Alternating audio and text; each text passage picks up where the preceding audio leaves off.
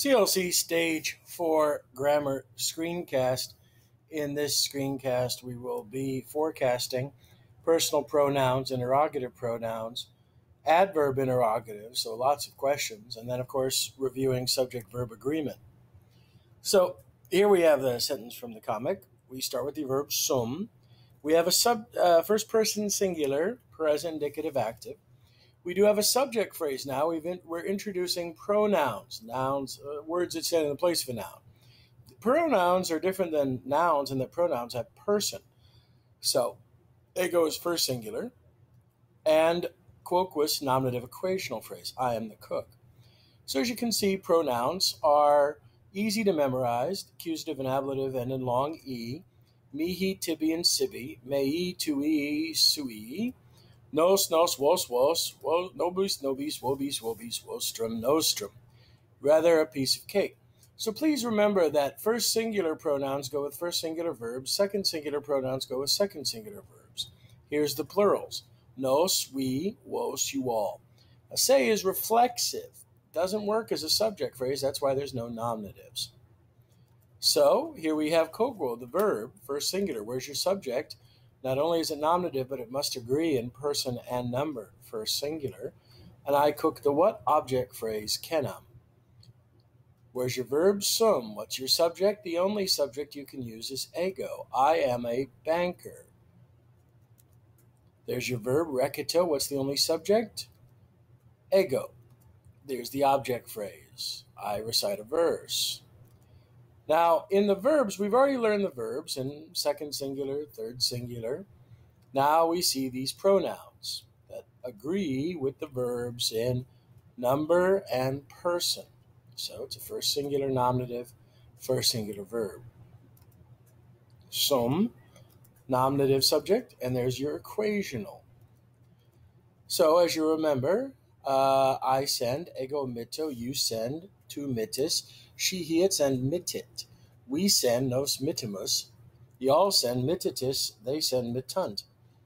You don't have to have the pronouns here to equal the same idea. I could say this without the ego. I sell a slave. Sum, first singular, verb agreeing with the pronoun, I am a poet. Singular genitive, this is the accusative, the nominative, the dative, the genitive. So when we look at all verbs, let's look at interrogatives. You need to memorize quis, who, and the neuter form of quis is quid, what. So quis and quid are pronouns. Quer is an adverb, why. Ubi is an adverb, where. Could also mean when. So we say quis est, who are you? Answer, I am the painter. Quid tu pingus? What do you paint? Notice the quid here is neuter, therefore its nominative or accusative is the same. I paint a lion. S, singular. Tu, you are who, is what the Latin would say. Who is that athlete? Who would be the nominative. Matrix of person and number. You can have the pronouns or you don't have to have them, but the key is if you have the pronoun, it must agree with the verb in person and number. Sum, first singular, the only pronoun it could take, ego. Tonsor, I am a barber. Plurals are formed, same idea. You now use vos. If you have vos, great. If you don't, great. But you can't have nos with tis. That's not correct subject-verb agreement.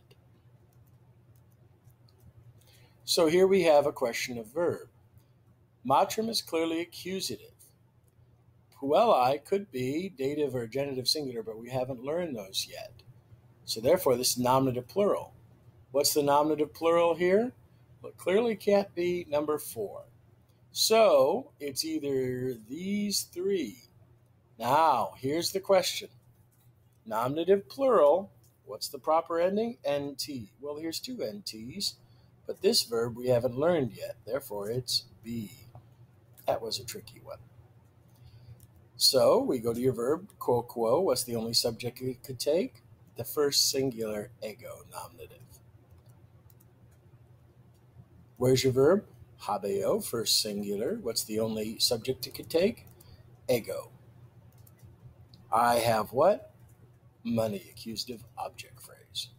Well, that's everything we need to cover. Make sure you put your IQity question down. There will be questions in class. And make sure you've got your notes and highlights done on your grammar notes. And until then, aloha.